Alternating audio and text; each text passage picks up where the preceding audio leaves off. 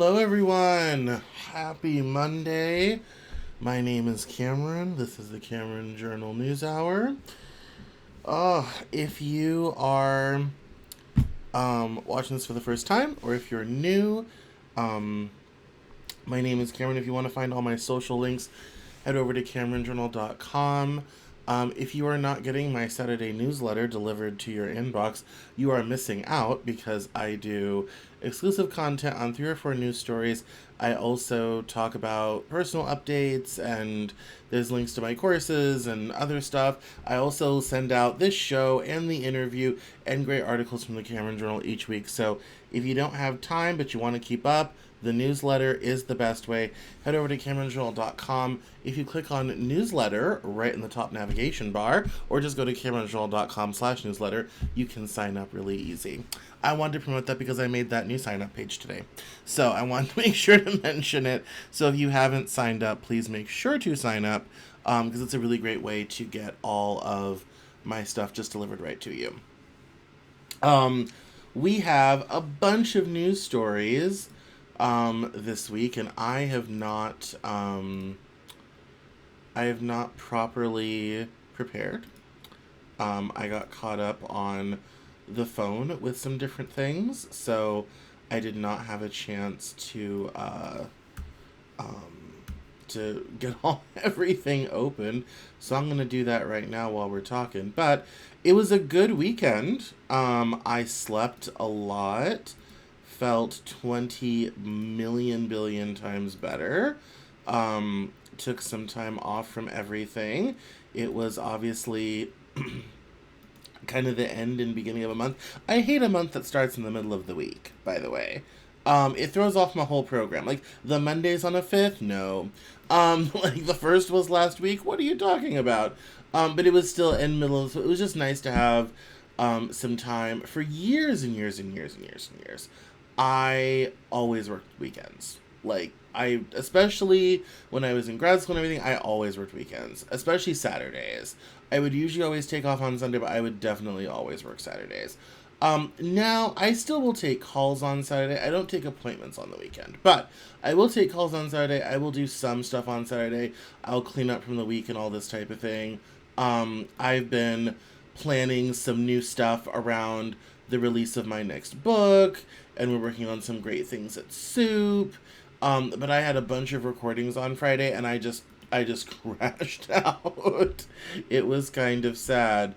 But it was good and very restful. I kind of had realized a little while ago that since I graduated from my MFA program in 2023, I literally had not had a lot of time off or time to think, much less kind of anything else. And so it's been a kind of a process of becoming, in terms of really, really readjusting to, life outside of, grad school and the pandemic. And I, in the middle of that, I also was diagnosed with autism and was going on that whole journey, and that was a whole thing. And so it was a lot, in a very sort of short period of time. And it was, yeah, and so it's been, and I also moved across the country in there as well. And so it was just kind of a lot all at once, and I just have not had a chance to breathe. And life is still very busy, obviously, but I wanted to still, I still needed some chance and opportunity to just breathe and take, a minute to myself for just everything that has gone on, everything that has happened. And that's kind of what's been on my mind, is I feel like I'm in a lot of review right now. I did spend some time over the weekend kind of looking through old bookmarks, kind of planning my next move with this show, with this brand, and just trying to grow. We've gotten a lot of new people in, we really have, compared to even 2 or 3 years ago. bigger, better, badder, more popular than ever before. But it's definitely I'm at an inflection point sort of thing. And so I was just kind of going through, all of that and thinking through, kind of what comes next um, and it's a bit of a transition right now, trying to figure out what's the future of this show, what comes, what are we going to keep doing, what does this, look like, and all this sort of thing. Yeah, it's been an interesting thought process. I don't have a lot more to say because I'm not done with that thought process yet, but I will remind everyone that if you do love this show and you love the newsletter and you love what I do, please sign up for Cameron Journal Plus, which you can sign up by going to CameronJournal.com/subscribe. We have had some new people subscribe lately, so thank you, Cameron Journal Plus subscribers. We love you. But if you want to support this, it's $5 a month, which is great. It's very accessible. And it makes this all possible, which is really, really awesome. So if you'll notice, my website is ad-free, which may not be true for very much longer if we don't get some more subscribers. So tell your friends, subscribe yourself. And if you aren't, then I'm going to have to start, looking at ad companies. So we want to keep the ads off. We want to keep things open and accessible and not paywalled. A lot of leftist sites have a very bad habit of having things always paywalled. And so the right-wing sites don't. And I try to counteract that by not having paywalls myself. But that also means I need to either get ads or more subscribers or whatever have you, need to get some money transacting here. So if you want to see fewer ads, no ads, you want to keep the no ads status, make sure to subscribe and tell your friends. That's why you just send the newsletter. Forward the newsletter, they love it, they subscribe, we're all happy. So, enough of that. Let's turn to the headlines. Let me click this button here. And here we go. So, we have a bunch of stuff up here in no particular order. But I want to start with the state of international travel. So, there has been kind of a rumor going around that, people aren't coming to the U.S., tourism is collapsing, a lot of the airlines are complaining, hotels are complaining, Disney's complaining, all this type of thing. And so, when this article came out, I thought it would be good to review, obviously, with what's happening internationally with the trade wars and changes in geopolitics, and it's been a very busy 100 days of the Trump administration. I thought it would be good to kind of look at this and be like, well, let's look at some actual numbers and kind of see where we're at. And so travel compared to last year, we are down 1.5% in national arrivals at U.S. airports. Summer flight bookings from Europe are down 2%. Summer flight bookings from Asia are up 4%, so yay, more Asian people. And summer flight bookings from Canada have plummeted. It says here, between a global trade war and canceled visas and tourists detained at the border, signals from the United States have been anything but inviting to potential visitors. Many news outlets have reported extraordinary declines in international visitors during the new Trump administration, especially from Europe.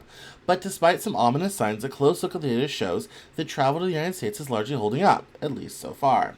Nearly as many foreign travelers have arrived at American airports this year than during the same period last year, according to an analysis by the New York Times of entry data collected from every international airport in the country. International arrivals did drop more than 10% in March compared with last year, but this was largely because Easter fell unusually late this year, pushing back a popular travel window for European tourists. More recent figures from April show that travel over the holiday looks similar to previous years. And here we have Easter. Visitors haven't stopped booking summer vacations in the United States, either, with one major exception. Canadians, angered by U.S. tariffs and Trump administration talk of turning their country into a 51st state, really do appear to be boycotting the United States. Ticket sales for travel in summer, a crucial season for the industry, are down 21% compared with last year. The decline in Canadian travelers, who make up roughly a quarter of all foreign visitors, is enough by itself to threaten tourism-oriented businesses in Florida, New York, Maine, and other popular destinations.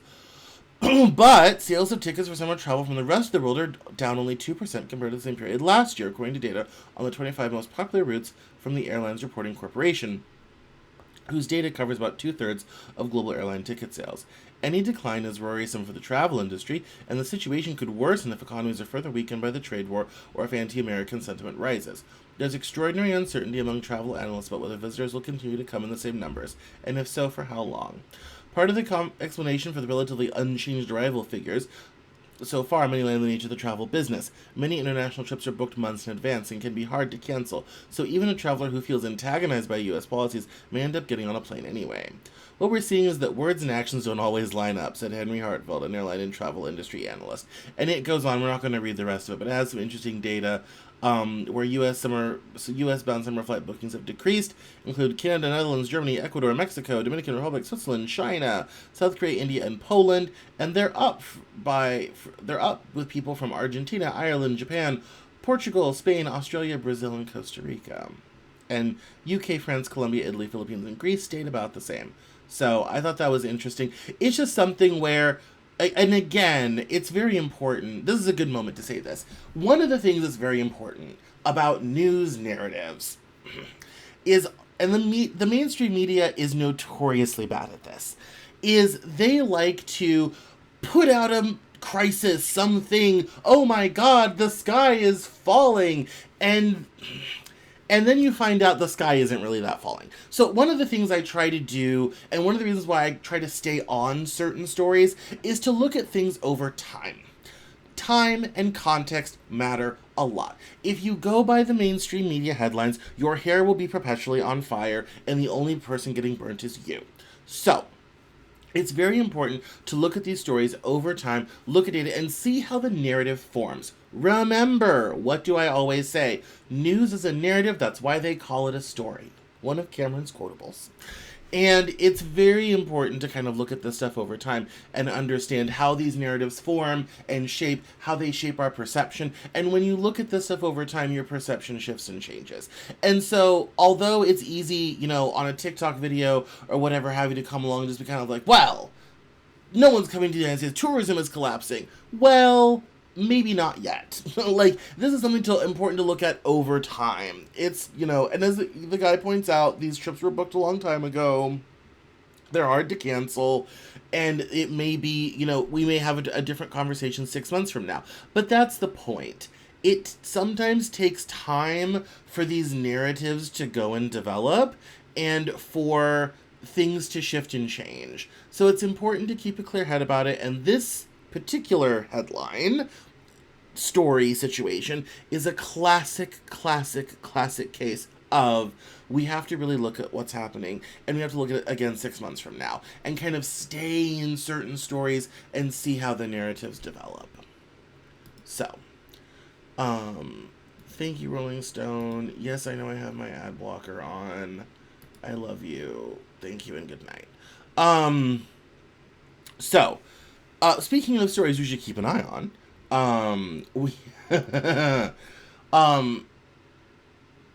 I was surprised Rolling Stone picked this to cover. So Rolling Stone has always had really great political coverage, going back to the 60s. And Rolling Stone tends to cover it in a very similar way to what I do. They tend to cover the really kind of weighty, popular, everyone's talking about it stories. This is not that, and I really kind of wonder why they chose to do this, but here's what's interesting. So, Trump suggests Republicans start expelling Dems from Congress. The president's border czar, Tom Homan, implied that the administration may also target state and local lawmakers who protect migrant communities. This all started because Tom Homan last week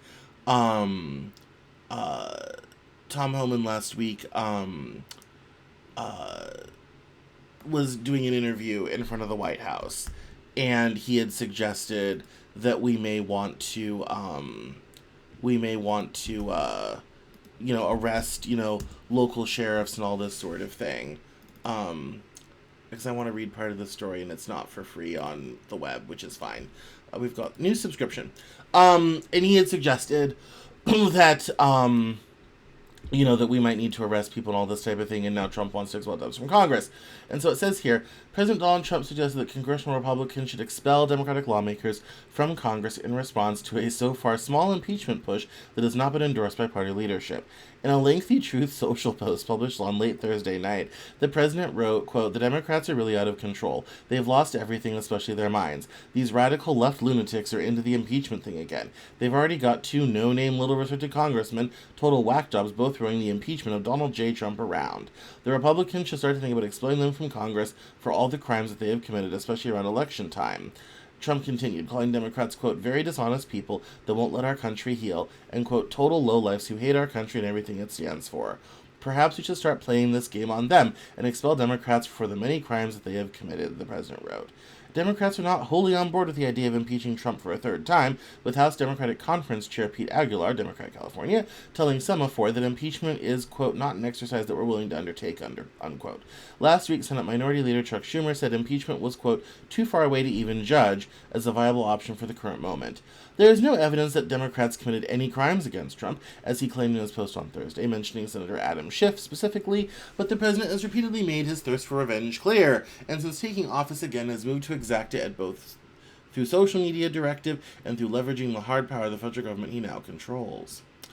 In March, after months of threats on the campaign trail, Trump attempted to undo preemptive pardons granted to members of the January 6th committee, whom Trump had singled out as potential prosecution targets.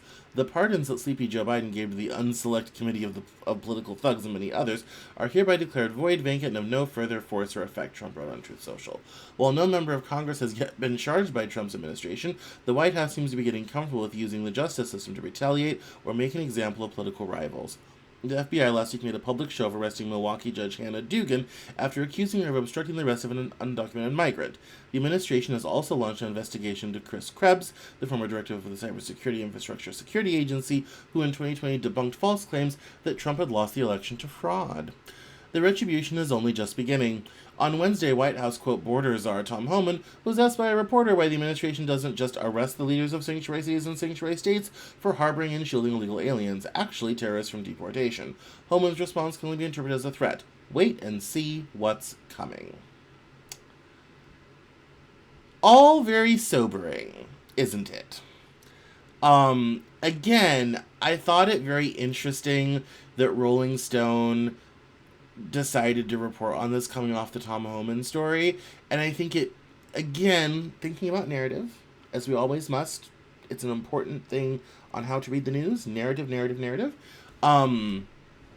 It's an interesting narrative, both that he is playing into, especially with, oh, they're just crazy, all this type of thing, and then also some of the really real acts that they're taking. It plays into a narrative and an idea of, political retribution is okay, it's normal, and necessary, even, again, where he says, very dishonest people that won't let our country heal. And that is very authoritarian. And one might even use the F word, fascistic. But again, the interesting part of that story is not the facts of the story, which we kind of already knew. It's where it is. That's just putting that out there in terms of, put that in your hat. Like, when you have places like Rolling Stone reporting on this stuff, that tells us a lot about where the mood is at, how high profile this stuff is going, what kind of attention it's starting to get, all this type of thing. And I think part of it is trying to understand if people will tolerate it. We're early days in the Trump presidency. We don't know yet how much people are willing to tolerate of this, and how soon public opinion, how soon the public's tolerance for this may run out, which I think is very interesting. Oh, this is a feel-good story. This is fun. Okay, so from the New York Times. This was circulating on social media this weekend, and I thought it was fascinating. A universal antivenom may grow out of a man who let snakes bite him 200 times. It says here, scientists identified antibodies that neutralize the poison in whole or in part from the bites of cobras, mambas, and other deadly species. The video is just under 2.5 minutes long. A slim man with close cropped hair walks into a room, pulls a long black mamba, whose venom can kill within an hour, from a crate and allows it to bite his left arm. Immediately after, he lets a tapan from Papua New Guinea bite his right arm. Thanks for watching, he calmly tells the camera, his left arm bleeding, and then exits. Over nearly 18 years, this man, Tim Freed, 57, injected himself with more than 650 carefully calibrated, escalating doses of venom to build his immunity to 16 deadly snake species. He also allowed the snakes, mostly one at a time, but sometimes two as in the video, to sink their sharp fangs into him about 200 times. This bit of daredevilry, one name for it, may now help solve a dire global health problem. More than 600 species of venomous snakes roam the earth, biting as many as 2.7 million people, killing about 120,000 people, and maiming 400,000 others, numbers thought to be vast underestimates. Mr. Freed's blood, scientists say they have identified antibodies that are capable of neutralizing the venom of multiple snake species, a step towards creating a universal antivenom, they reported on Friday in the journal Cell. I'm really proud that I can do something in life for humanity to make a difference for people that are 8,000 miles away, that I'm never going to meet, never going to talk to, never going to see, probably, said Mr. Freed, who lives in Two Rivers, Wisconsin, where venomous snakes are not much of a threat. While deforestation, human sprawl, and climate change have heightened the danger from snakes attacks in recent years, research on antivenom has not kept pace with demand. This is a bigger problem than the first world realizes, said Jacob Glanville, founder and chief executive of Centavax, a company that aims to produce broad-spectrum vaccines, and lead author on the study. Dr. Glanville and his colleagues found that two powerful antibodies from Mr. Freed's blood, when combined with a drug that blocks neurotoxins, protected mice from the venom of 19 deadly snake species of a large family found in different geographical regions. This is an extraordinary feat, according to experts not involved in the work. Most antivenoms can counter the venom from just one or a few related snake species from one region. The study suggests that cocktails of antitoxins may successfully prevent deaths and injuries from all snake families, said Nicholas Casewell, a researcher at the Liverpool School of Tropical Medicine in England. Quote, the principles of the study can definitely be applied to other snakes. We won't go on. It goes into his whole history with snakes and getting bit and all this type of thing. But I thought it was a fascinating thing. It's just one of those, like, hey, humanity's moving forward. And that is true. In the first world, there's not a lot of poisonous snake species in developed countries because they're usually very far north. However, venomous snakes are definitely, they're in the south. Arkansas has several. And in tropical regions, in most, especially the equatorial part of the world, this is a huge problem. Like, people, even in Australia, people get got by snakes all the time. Like I said, 2.7 million bites, 100,000 deaths. I mean, in many countries, this is a huge public health problem. And if this poor fellow in Wisconsin has found a way to solve it, it's a good thing. Absolutely. Because it was a feel-good story. Again, I didn't do all of my prep, so we're just going through the stuff I have saved for today just randomly. It's going to be fun. What else do we have here? Yes. Oh, the April jobs report. Yes. I was just working on an article that'll be out later this week about the economy and recession, all this type of thing. And we have the jobs report in April was good. We don't need to get into it that much other than just to say the U.S. economy added a surprisingly strong 177,000 jobs in April, a slight slowdown from March's downwardly revised 185,000. According to the Bureau of Labor Statistics data released on Friday, April's gain was stronger than the average pace of monthly job growth in the prior 3 months. Meanwhile, the unemployment rate was unchanged at 4.2%, a historically low level. Economists polled by data firm FactSet were expecting the economy to have added just 135,000 jobs last month, and the unemployment rate held at 4.2%. U.S. stocks moved higher Friday morning as investors digested the report. The Dow rose 490 points, or 1.2%. The broader S&P 500 rose 1.15%, and the tech-heavy NASDAQ composite gained 1%. April's jobs report marks another solid month of employment gains and a continuation of a historic expansion of the labor market, but that's on the backdrop of growing recession fears. Since staging a stunning recovery from the pandemic, the labor market has been a pillar of strength for the economy. It remains to be seen if that will persist amid the historically high levels of uncertainty sowed by President Trump's policies.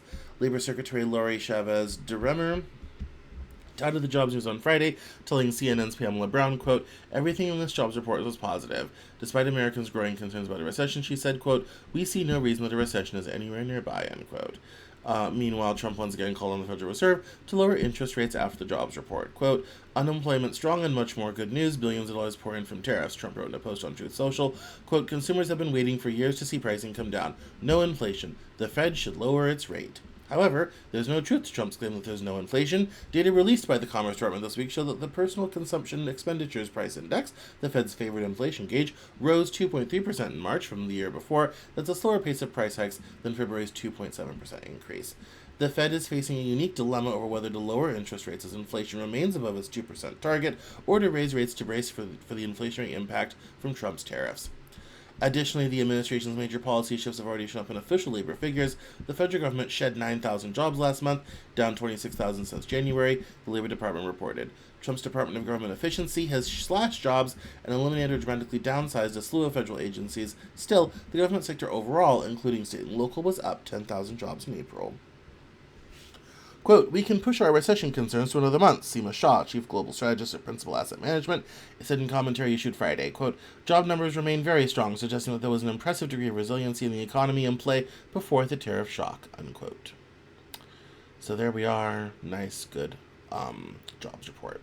So, yes, and it was surprising. I was anticipating a weak jobs report for April, but it was still good. So, I'm not necessarily surprised. It's still early days yet. I was, in the article that's going to come out, I was saying that jobs reports are lagging indicators. So, there are some indicators that are forward-looking. They kind of give us a glimpse into the future. You see this for factory orders, because they are planned out so far. You see this in logistics shipping container orders, which are planned out months in advance. Jobs reports are there for what has happened. They're not what is coming. So I think it's,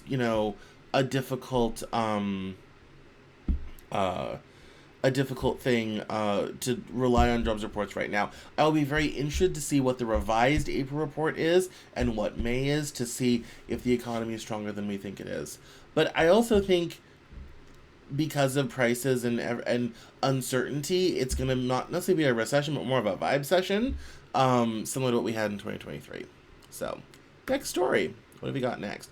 Oh, yes. The 20,000 UPS workers. Okay, so I saved this story because I know somebody who knows somebody who was one of the 20,000 UPS workers that were liberated. And it says here, UPS announced Tuesday that it would slash 20,000 jobs amid the economic chaos of President Donald Trump's tariffs, the New York Times reported. The move, which the company said is an attempt to cut costs in an uncertain market, comes as Trump's sky-high tariffs have driven some UPS customers to ship less, the Times reported. UPS now employs 490,000 workers, the majority of which are represented by the Teamsters Union. The company also said that it would not be able to update its revenue forecasts for 2025 due to, quote, macroeconomic uncertainty, unquote, as the tariffs have roiled markets with volatility. Last year, UPS cut 12,000 jobs. In the past few months, it has searched for ways to boost revenue, such as shipping fewer packages for Amazon, its largest customer, explaining that many of those deliveries are not profitable. The company said it plans to cut the number of Amazon deliveries it makes in half over the next year. The Times reported that UPS CEO Carol Tomei observed to investors Tuesday that the tariffs were especially hurting small companies that rely on imports from China, on which Trump has instituted a 145% import tax. So, we're going to see more of this as time goes on, especially around anything to do with logistics. So you're going to be looking for layoffs at ports, trucking, all this type of thing as shipments and things come to a standstill or are severely reduced because of tariffs from China.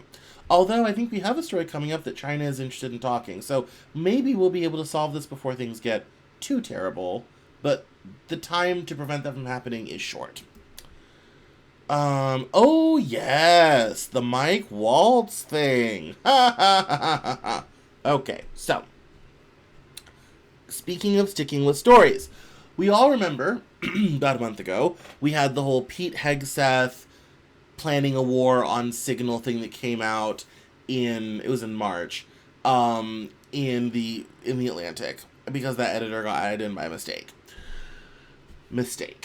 And so, it's been a little while, and now this guy is Mr. Waltz, who's the National Security Advisor, Mike Waltz, has been fired along with his assistant, and the National Security Advisor job has gone to Secretary of State Marco Rubio, who now has 4 jobs.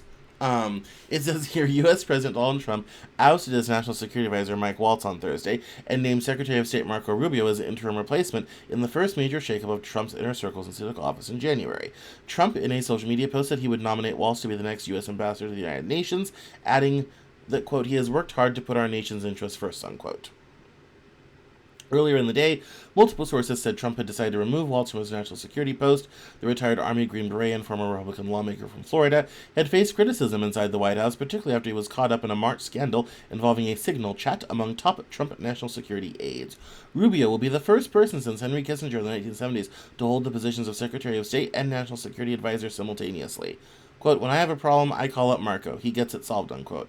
Trump said at a White House event earlier on Thursday. A person familiar with the matter said Trump wanted to get to the 100-day mark in his term before firing a cabinet-level official. News of the shakeup on Thursday was so abrupt the State Department spokesperson Tammy Bruce learned about it from reporters at a briefing. The National Security Advisor is a powerful role that does not require Senate confirmation. Trump had 4 national security advisors in his first term: Michael Flynn, H.R. McMaster, John Bolton, and Robert O'Brien. Waltz's deputy Alex Wong, an Asia expert who was a State Department official focused on North Korea during Trump's first term, is also being forced from his post. 2 people familiar with the matters told Reuters.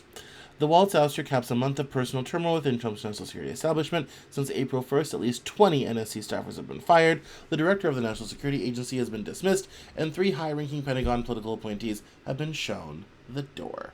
The purges have seriously hurt morale in some areas of the national security establishment, according to several officials within or close to the administration. Some elements of the government are low on relevant national security expertise, and in some cases it has proven difficult to attract high-level talent, the officials added. The NSC is the main body used by presidents to coordinate security strategy, and its staff often make key decisions regarding America's approach to the world's most volatile conflicts. Waltz was blamed for accidentally adding the editor of The Atlantic magazine to a private thread describing details of an imminent U.S. bombing campaign in Yemen. The Atlantic subsequently reported on the internal discussion about the strikes, and it was memed a billion different times and became a social media sensation. And now, Mr. Waltz is on the unemployment line. This is not helping our jobs report. Moving right along. Oh, yes. So we have, this is interesting. So, so we have, this is the New Republic. RFK Jr.'s mental health bait and switch. The newly appointed HHS secretary is weaponizing legitimate anger at the failures of current psychiatric care to gut public services, abandon poor and disabled people, and expand the police state.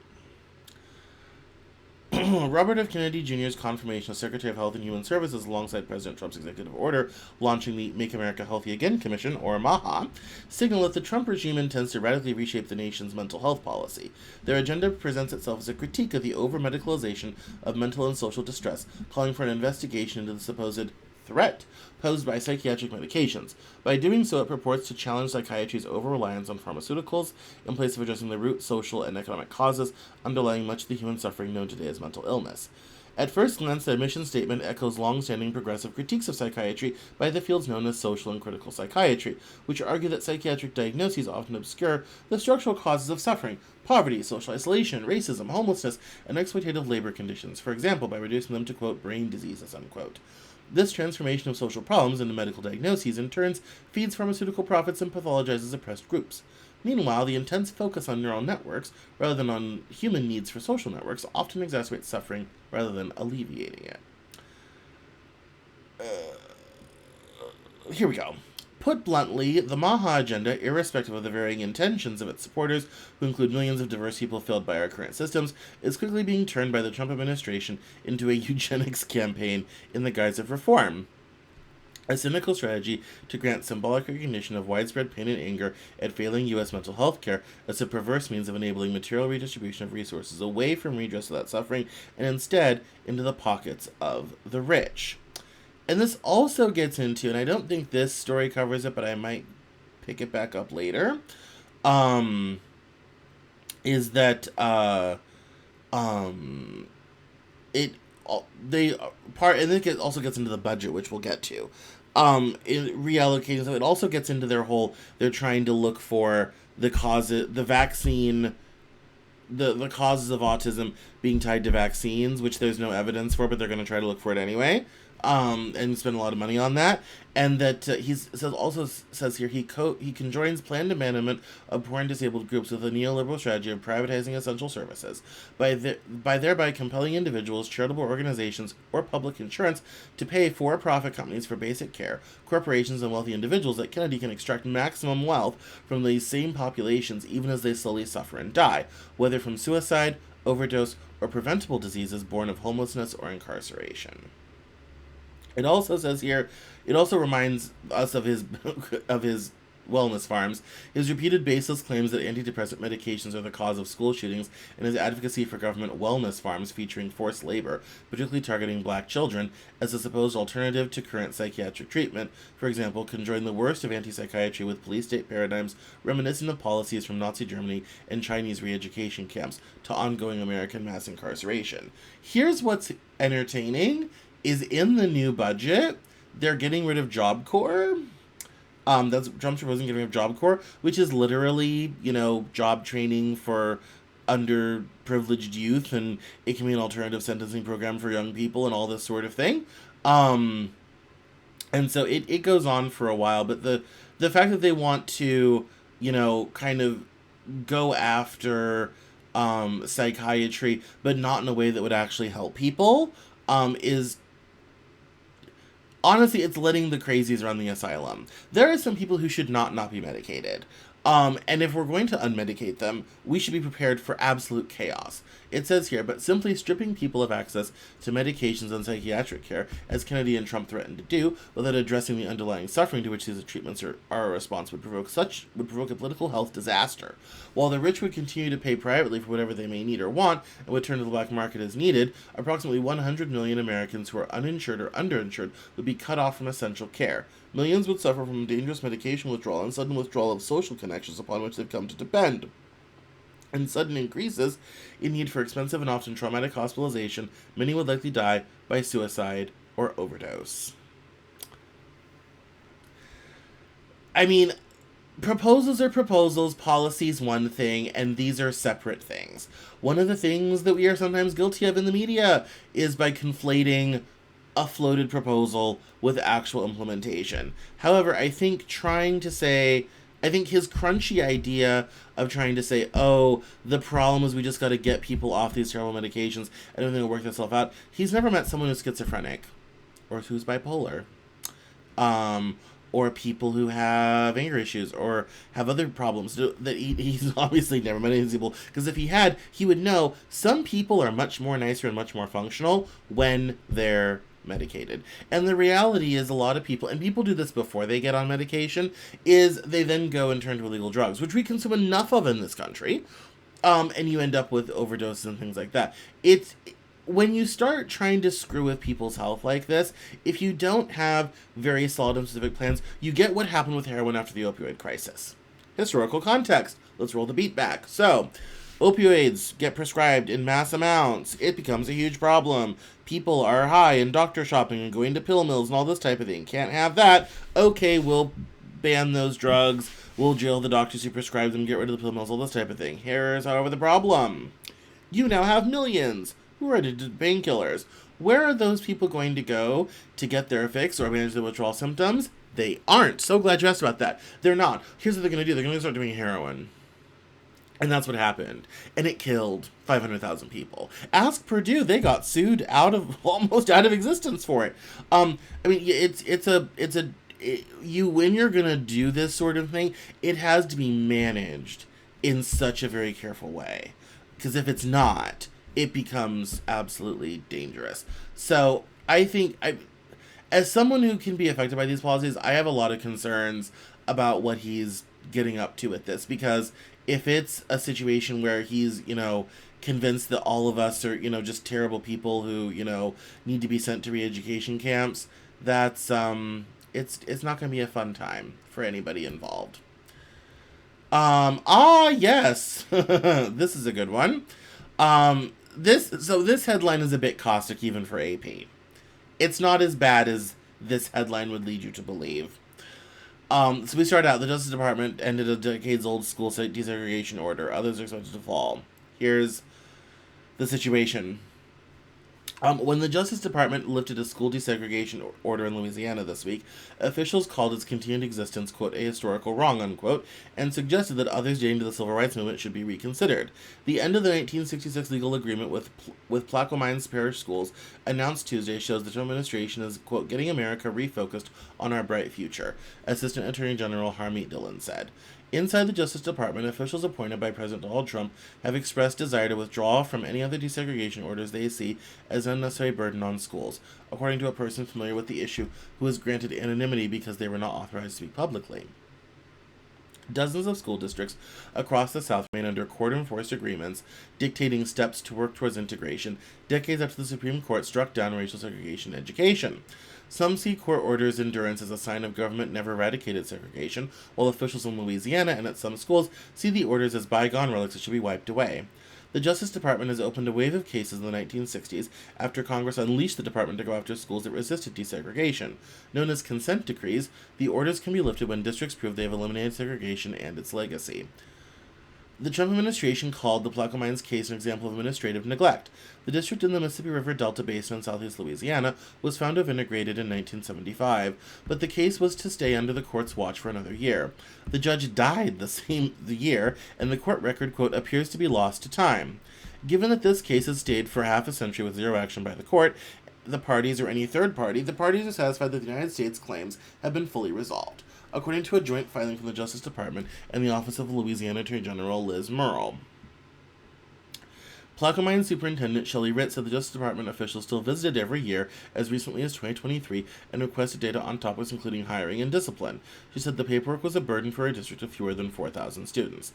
It was hours of compiling the data, she said. Louisiana, quote, got its act together decades ago, unquote, said Leo Terrell, senior counsel of the Civil Rights Division of the Justice Department. In a statement, he said the dismissal corrects the historical wrong, adding, quote, it's past time to acknowledge how far we've come, unquote. Murrell asked the Justice Department to close other school orders in her state. In a statement, she vowed to work with Louisiana schools to help them, quote, put the past in the past. Civil rights activists say that's the wrong move. Many orders have only been loosely enforced in recent decades, but that doesn't mean problems are solved, said Jonathan Smith, who worked in the Justice Department's Civil Rights Division during President Joe Biden's administration. It probably means the opposite, that the school district remains segregated, and in fact most of these districts are now more segregated today than they were in 1954, said Smith, who's now Chief of Staff and General Counsel for the National Center for Youth Law. More than 130 school systems are under the Justice Department's desegregation orders, according to records in a court filing this year. The vast majority are in Alabama, Georgia, and Mississippi, with smaller numbers in states like Florida, Louisiana, and South Carolina. Some other districts remain under separate desegregation agreements with the Education Department. The orders can include a range of remedies, from busing requirements to district policies allowing students in predominantly black schools to transfer to predominantly white ones. The agreements are between the school district and the U.S. government, but other parties can ask the court to intervene when signs of segregation resurface. In 2020, the NAACP Legal Defense Education Fund invoked a consent decree in Alabama's lead school district when it stopped offering school meals during the COVID-19 pandemic. The civil rights group said it disproportionately hurt black students in violation of the desegregation order. The district agreed to resume meals. Last year, Louisiana School Board closed a predominantly black elementary school near a petrochemical facility after the NAACP Legal Defense Education Fund said it disproportionately exposed black students to health risks. The board made the decision after the group filed a motion invoking a decades-old desegregation order at St. John the Baptist Parish. And so it goes. The basic summary of all of this is that these are very old orders in certain places to make sure desegregation was undone. The Trump administration is saying that's old news. This happened decades ago. This isn't a problem now. And some people are saying, no, maybe we still need those. I think a lot of the desegregation infrastructure is kind of unnecessary at this point. I don't feel like people care that much anymore. I mean, obviously there are still racists around. There are obviously still some systemic issues to work through as a society. I have confronted that in the last several years in my own life. I don't necessarily think that you can end up with you're going to end up with these desegregation problems in these school districts. I think the fact that they're still there and around, and you could petition, if there's a problem later, you could petition again later for that, I think could be quite interesting. But I think going through these and looking at what the state of things are and if it makes sense to move on from those types of things is important. And I'll give you a more recent example. The Supreme Court allowed 13 states in the South to no longer have to report changes to their voting laws to the Justice Department because of the voting inequalities. Before the Voting Rights Act of 1964, several states were required to, if they were going to change their voting laws, it had to get clearance from the Justice Department first. 3 or 4 years ago, the Supreme Court said, well, that's old and out of date, let it go.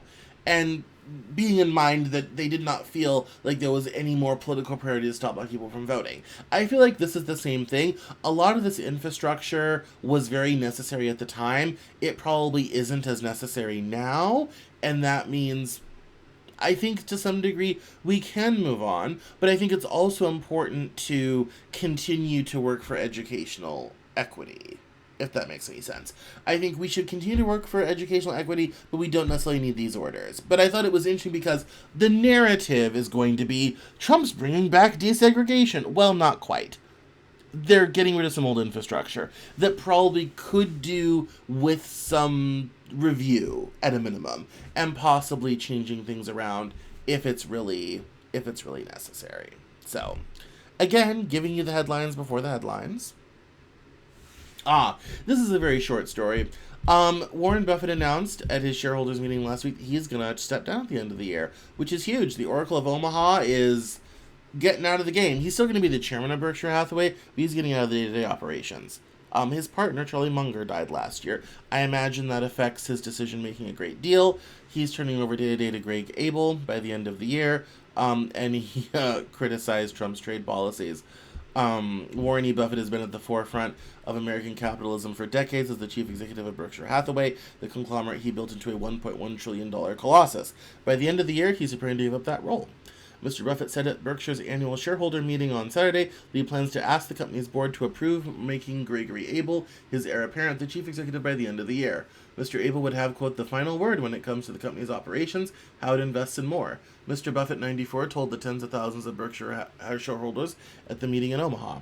But Mr. Buffett added that, quote, he would still hang around and conceivably be useful in a few cases, unquote. He will remain chairman of Berkshire, turning that role over to his son Howard Buffett upon his death, and remains the company's single biggest shareholder with roughly 14% stake that's worth $164 billion. Mr. Buffett's plan, which he said had been known to only two of his children who sit on the company's board, Howard and Susan Buffett, was greeted by a minute-long standing ovation by Berkshire shareholders. Mr. Abel, 62, appeared surprised by his boss's announcement. After the announcement, several board members attending Berkshire's meeting hugged each other. So, that's been going around in financial circles. It's an end of an era, for sure. He's been, as far as financiers and business people go, he has been at the forefront. He has single-handedly saved whole companies. He has been the J.P. Morgan of our time. And for him to hang it up is, it's an end of an age.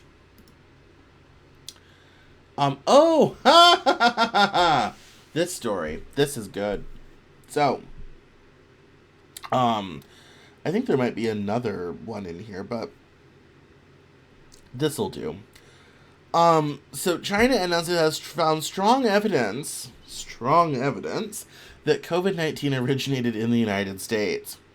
It says here, Beijing announced the United States of being the original source of COVID-19, alleging that Washington is attempting to deflect responsibility by politicizing the search for the virus's origins, according to the New York Post report.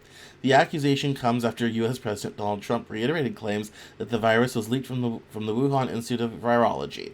In response, China released a white paper dismissing the lab leak theory as, quote, extremely unlikely, unquote, and suggesting that COVID-19 may have originated in the United States prior to the outbreak in Wuhan.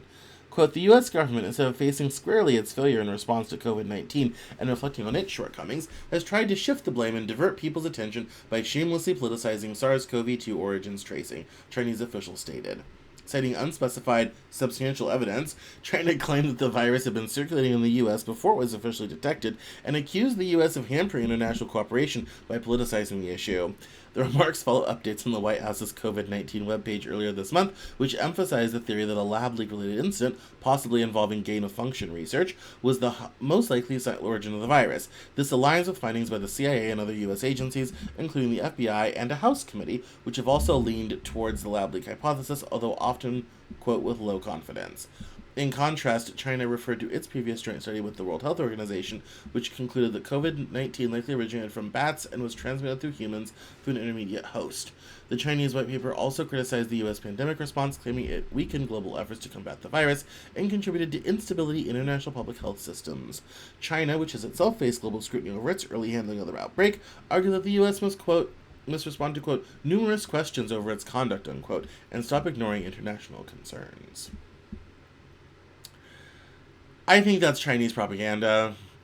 I don't think there's anything to that. Although, I mean, the lab leak thing with COVID, I wrote this in an article entitled Our Politicized Pandemic. As I think the lab leak situation does have some certain validity, and I think there's better evidence for that. And honestly, if China's so sure it started here, where are the receipts, China? Where are the receipts? What's your substantial evidence? If you want to put that out there, we'll talk to you. Until then, this was some propaganda written in a very nice office somewhere in Beijing. Let's see, what else do we have? Oh, well, this is interesting. Well, this is a bit of cultural news. I remember why I say this. This is a bit of cultural news. Older books are selling, newer ones aren't. Old music is all the rage. Newer artists can barely get played. Older video games and old movie franchises suck up all the attention. In almost every field, old art is strangling new art. Let's start with music, and it goes through new music in sales. In 2024, catalog made up a whopping 73% of music sales. New music is increasingly irrelevant to the music industry. You can see this in places other than sales data. What's the hottest industry trend? Buying up the rights of retired or dead artists. In book publishing, the front list books released this year accounted for 48% of sales in 2005. That's dropped all the way to 30%. The backlist now makes up 70% of book sales. The movie industry is almost comically reliant on sequels, spin-offs, remakes, and franchises. In 2005, they were less than half of box office revenue. Now they're more than 80% of all theater spending. Take a look at the 15 highest grossing movies from last year. You have to go all the way down to number 15 to find something that's not a spin-off, or sequel, or previous film IP. And he goes on and on, the thread goes on and on. I saved this because I thought it was interesting. I'd kind of thought about this, but I hadn't really realized it. Like, that even in games, people are playing old video games as well. It's like everything old is new again, and everything new is irrelevant. And I remember someone saying, that it had to do with accessibility. Thanks to streaming, other things like that, all of this stuff is available to us in a way that just wasn't, possible before. Especially given, like, for when I was growing up, you had CDs. Discovery was primarily over the radio. Yes, I know, the radio. And so you would hear a song on the radio, or your friend would play it for you, and you go buy the CD. And so, like, you were kind of, you were into the music of your time that you were discovering that was on the radio, whatever have you. Your parents might introduce you to something, or older family members. But your selection of that was limited. It was also hard to find. You had to go into the used record shop, get vinyl, get CDs, get cassettes, whatever have you. Now, I can look up anything that my mom was listening to in the 70s on Apple Music from my phone. Same thing with books. You used to have to go to the library or use bookstores. Yes, used bookstores to find old books, and it was usually word of mouth recommendation. Books are still sold primarily by word of mouth recommendation. Now, especially if you are into audiobooks with Audible, or you're into reading ebooks, all this type of thing, it's immediately available. If someone tells you about a book, you can go, there's 5 sites I have to go find old books. And with the used market, thanks to eBay and online, is better than ever because you can drop it in the mail to somebody. So nowadays, we're consuming the breadth and depth of everything. Music, games, books, everything all at once. How is something new gonna have its moment when it's not just competing with everything else that's new, but also everything else that came before it that's now suddenly effortlessly accessible? And as it turns out, I don't think it has to do anything with AI, despite this person's comment. But I do think it has a lot to do with accessibility. This stuff is very accessible now. All this stuff is extremely accessible. And that is, I would say, very different than even in the recent past, thanks to the internet, streaming, all this type of thing. Although I do love some of these comments, like, well, if new art was overwhelmingly shitty, maybe it might have a chance, sort of thing. There's definitely, there's an accessibility story here that I think is also very important, but it is shocking to see it in the numbers and in charts, to be kind of like, the accessibility of everything is just so there and so present. So, let's see. Restoring equality of opportunity in the market. Yes, here we go. All right. So this is a new executive order from last week, restoring the equality of opportunity in meritocracy. What this does, and I saved this from last week because it has to do with disparate impact, and I want to talk about this. Um, so disparate. So here's the executive order. Here we go. A key tool of this movement is disparate impact liability, which holds that a near insurmountable presumption of unlawful discrimination exists where there are any differences in outcome in certain circumstances among different races, sexes, or similar group, even if there's no facially discriminatory policy or practice or discriminatory intent involved, even if everyone has an equal opportunity to succeed. Now, remember that. And that everyone should be treated equal under the law. Now let's go to this Twitter thread that explains what all this is. So, what is disparate impact? Disparate impact is the legal doctrine by which discrimination can be shown not by specific actions against specific people, but rather by a statistical showing that Group B does worse than Group A under what appears to be neutral criteria. The point of disparate impact is that no actual discriminatory actions have to be shown and no discriminatory intent has to be proven. If B does worse than A, that's enough to at least get into court.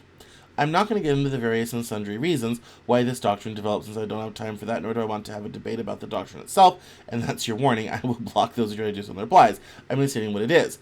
So, and this gets into this long time equal opportunity case against Sheetz, which is a gas station chain here in the East, mostly in Pennsylvania, West Virginia, and Maryland.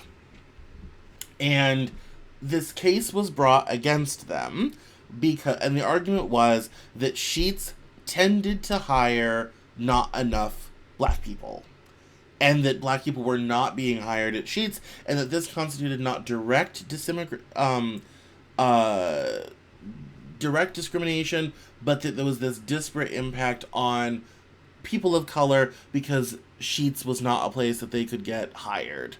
And there was no evidence that Sheetz had racist policies. It had no idea that that it had, any sort of policies that were discriminatory. It was just that's who they happened to hire.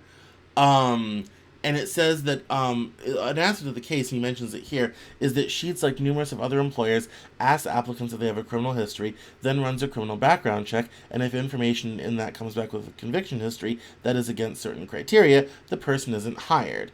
The entirety of the case for racial discrimination is that minorities fail the background check at a higher rate than white people. Here's the thing. The complaint itself admits that those numbers are consistent with published criminal justice statistics. Sheetz does many things very well. Sheetz does not, however, run the United States criminal justice system. Sheetz has absolutely no control over the criminal justice system. As the EEOC admitted, there are no allegations that Sheetz is motivated by race in hiring. So, in the case is all disparate impact, that even without direct discrimination, the fact that they're using that is unfair, which also gets into trying to stop employers from asking people and doing criminal background checks on people. So this case was finally settled in favor of Sheetz. And again, it goes on. It's a whole thing. We're not going to get super into it. I could probably do a whole video on just the history of that. But in response to that, the executive order has come along also trying to get rid of disparate impact liability. And it says here is the policy of the United States to limit the use of disparate impact liability in all contexts to the maximum degree possible to avoid violating the Constitution, federal civil rights laws, and basic American ideals. And it gets rid of certain presidential actions, including rules of the Department of Justice from the 60s, 1966, 1973, and several others in here as well. And so that, and also getting rid of some other previous executive orders from 1980 around discrimination. Combining this with the story we already went through about the desegregation orders in the South, what this all is kind of taken together as one giant thing is I would say, an overall dismantling of the civil rights apparatus that was created in the 1960s to try to even out a lot of the inherent inequality that was in American society as a result of explicit Jim Crow laws in the South and implicit Jim Crow behavior in the North and out West. And what they're slowly doing is they're basically getting rid of the legal basis for people going to court for this stuff. And basically leaving people with no legal recourse. And leaving it open, to, whatever companies do decide to or to not do. Or people decide to or to not do. A lot of people will say, yeah, it's time. Our country isn't, racist anymore. We've moved on from this. No one thinks like this way anymore. It's time to move on, so let's move on. And notice how they titled it, Restoring, as if this didn't exist before. We're bringing back equality of opportunity meritocracy, so that if you're good, and you'll be hired. If not, you're out of luck.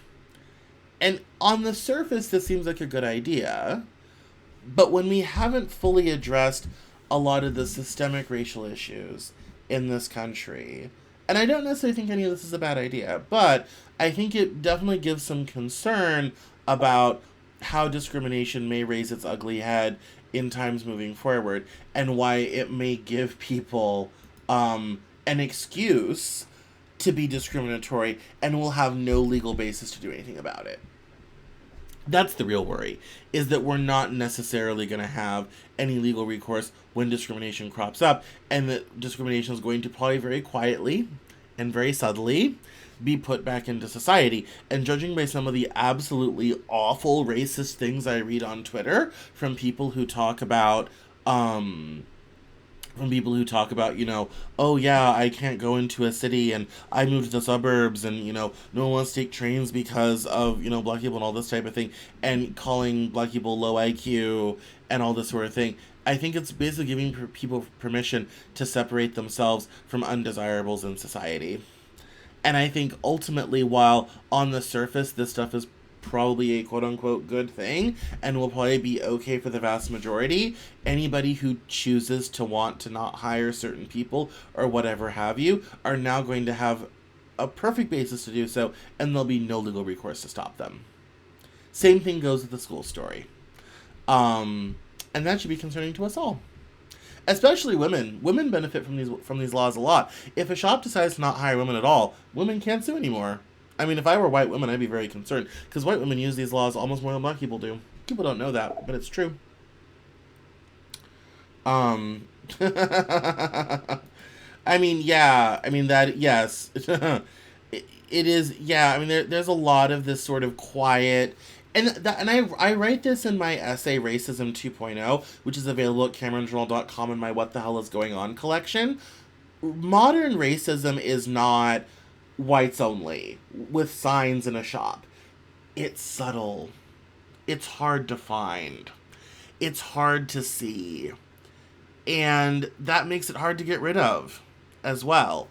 And these sorts of things make it a lot easier to root this stuff out. And getting rid of this apparatus makes the subtlety of modern American racism almost impossible to get rid of. And I think that's a terrible shame. I'm not doing the Apple story because it was in the newsletter. We already talked about this. We're past the hour. I'm trying to get through all of this. We'll do that next week. Oh, this is the Hannah Dugan thing. We should talk about Hannah Dugan. Okay. So, we touched this briefly earlier in the story, but let's get into this thread here, because this is really good.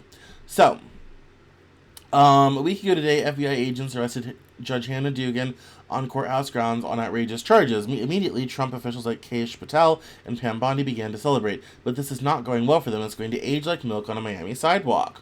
Let's review what happened. The arrest of Judge Dugan stemmed from a Keystone Cops type episode that took place a week earlier when immigration enforcement attempted to arrest an individual in Dugan's courtroom. Judge Dugan sent the enforcers out, telling them to talk to the chief judge. Then she sent the individual out via the jury door. The FBI now wants to prosecute her for supposedly obstructing a U.S. agency and concealing an individual to prevent an arrest, but there's a problem.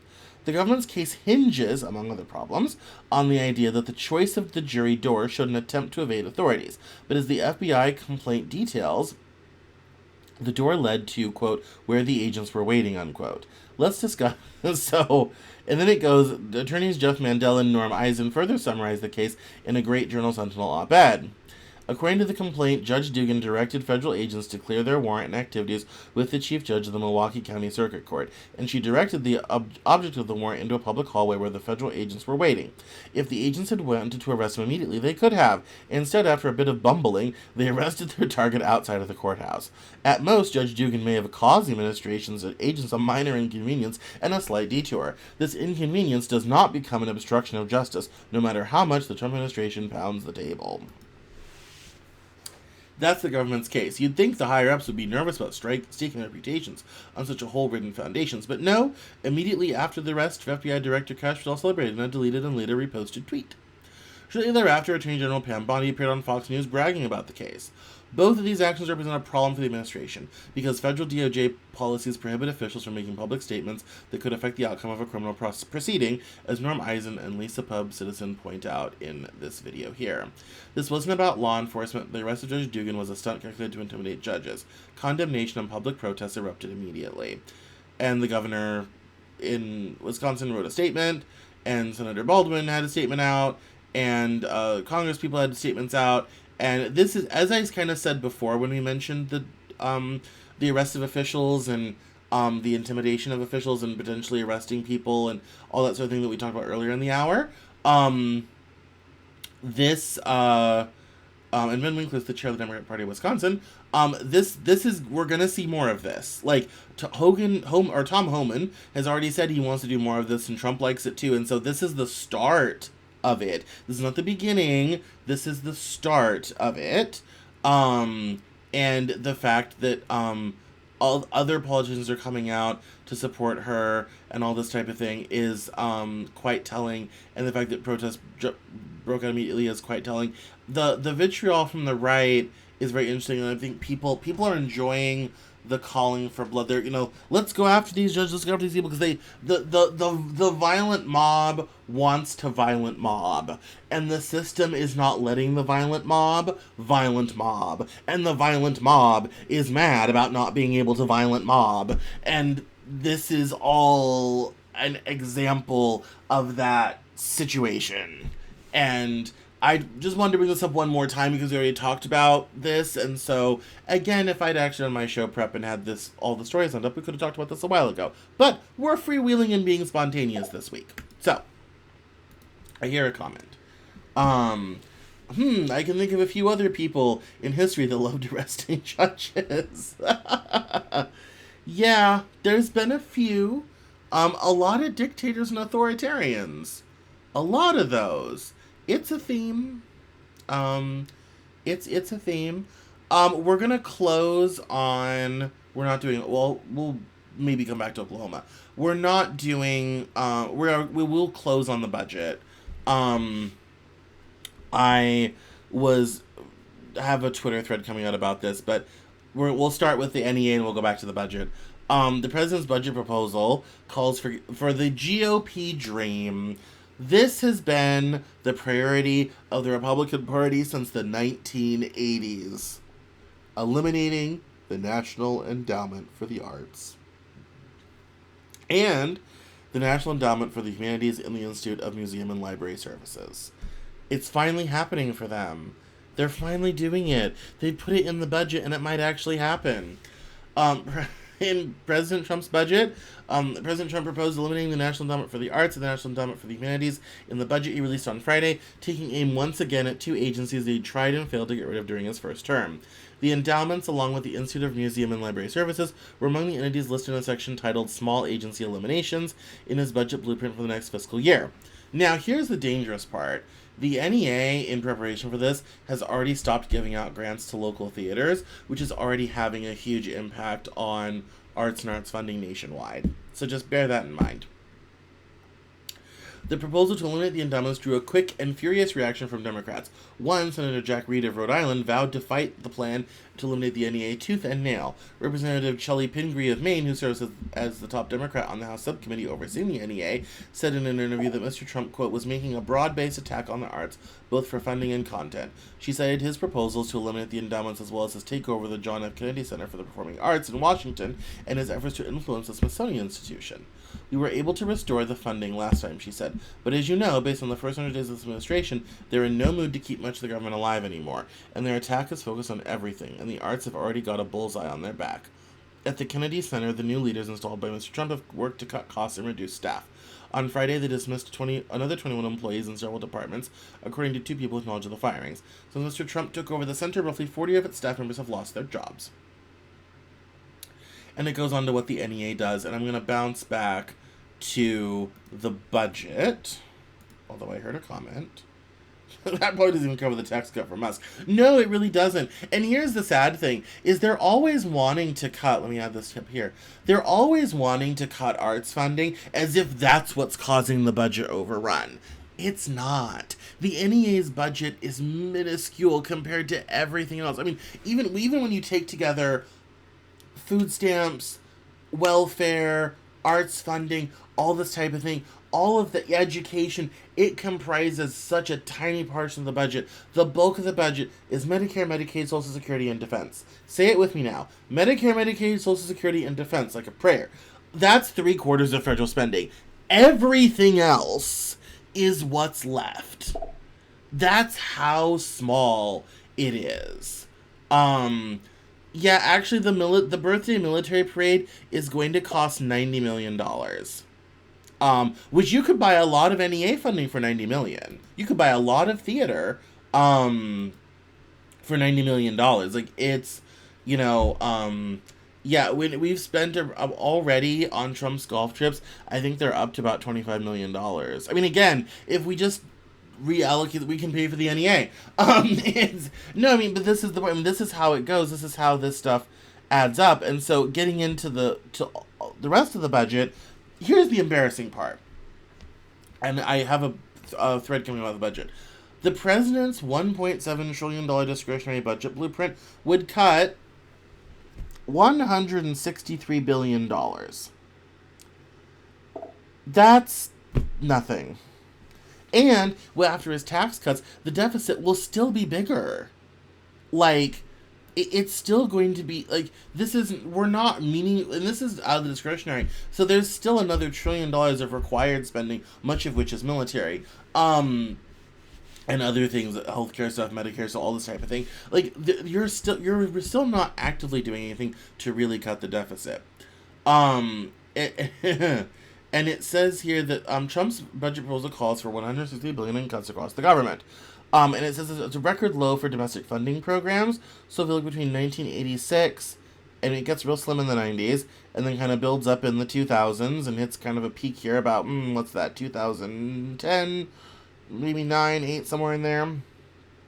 And then we have kind of a flat line, and then it's been decreasing, through Trump 1, Biden, and now. And this is kind of a big drop below 2% of GDP. Issuing his first budget proposal since returning to office, Mr. Trump sketched out a dim view of Washington. His blueprint depicted many core government functions as woke, weaponized, wasteful, or radical. That's a good alliteration. As the president looked to justify his request that Congress chop domestic spending to its lowest level in the modern era. Mr. Trump proposed cutting funding for some law enforcement, including the FBI. He called on lawmakers to slash money meant to police tax evasion at the Internal Revenue Service. He recommended striking billions in funds that help finance clean water projects, and the president reserved some of his deepest cuts for education, health, and science, including the National Institutes of Health and the Centers for Disease Control and Prevention, which would see their budgets cut by around half. Democrats immediately rebuked Mr. Trump for his proposal. Senator Chuck Schumer of New York, the Senate Minority Leader, called it heartless and an all-out assault on hardworking Americans. Even some Republicans took issue with Mr. Trump's budget, although others like Speaker Mike Johnson endorsed the blueprint. Mr. Trump also asked Congress to reduce and eliminate billions of dollars in federal aid to help the poorest Americans. For one, the White House called for reconfiguring federal programs that provide rental assistance to low-income families, cutting aid by more than $26 billion in this fiscal year. That will also basically eliminate Section 8 funding, by the way. and the administration proposed a termination of a federal initiative backed by some Republicans that aids needy families in paying their monthly heating bills. That would be LEAP. One of the few spending increases included in the budget, Mr. Trump asked lawmakers to bolster spending of the Department of Homeland Security for more than $43 billion, furthering his work to crack down on immigration, conduct deportations, and build a wall along the U.S.-Mexican border. The president also requested more than $1 trillion for the military next fiscal year. That's all required spending.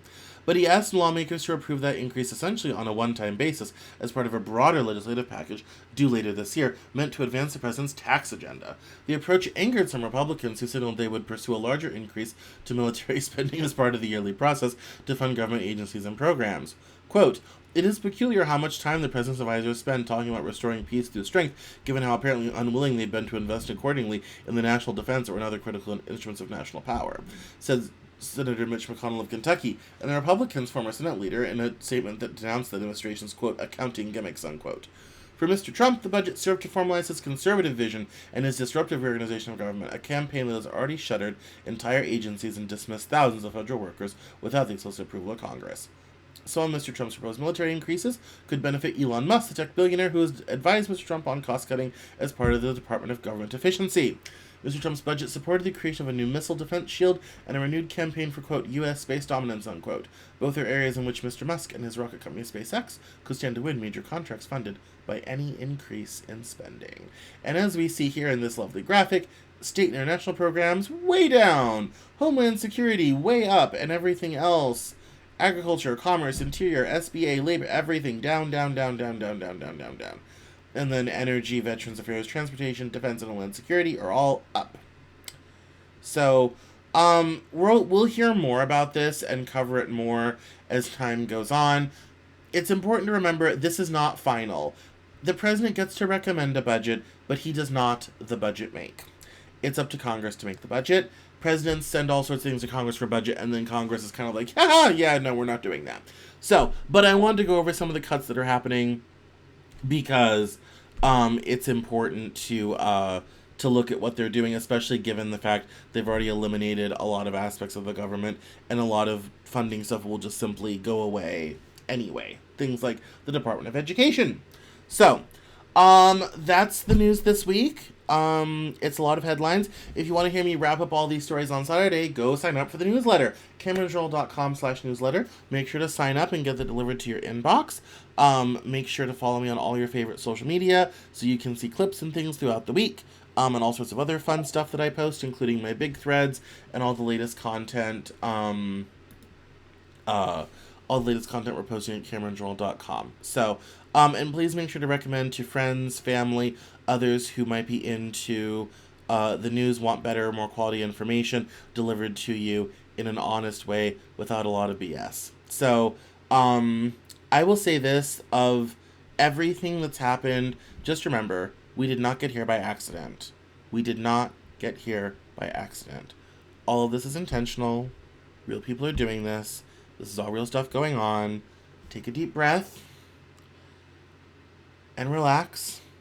And I will see you next Monday on the Cameron Journal Newshour. I will see you on Saturday on the newsletter. Catch me on social media in the meantime, CameronJournal.com. I'll see you all next week. Good night.